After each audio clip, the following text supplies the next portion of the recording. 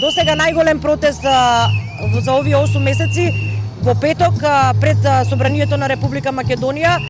Вториот протест ни е на 24. 11. петок.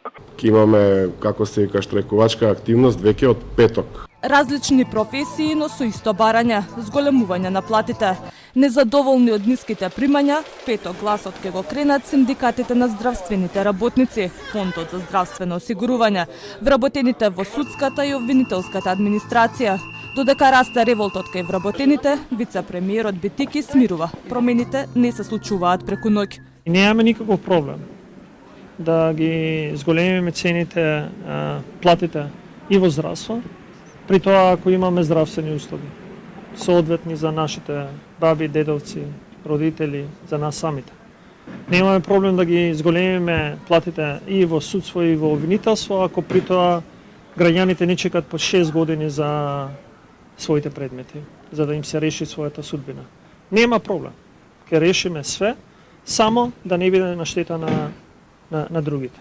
При тоа треба да не забравиме дека ако зголемиме фондот за плати во здравство, во обвинителство, во судовите, ќе треба да скратиме од пензиите, ќе треба да скратиме од оброците за студентите, ќе треба да скратиме од книгите за учениците.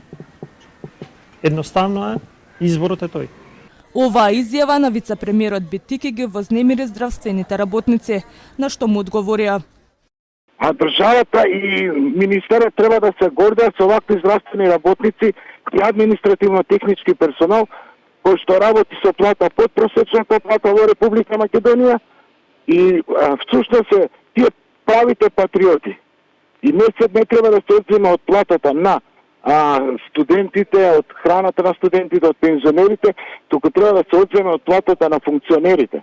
Ке скокне минималната плата за 2325 денари. Најави премиерот Ковачевски и кажа дека до година ќе изнесува 22.500 денари.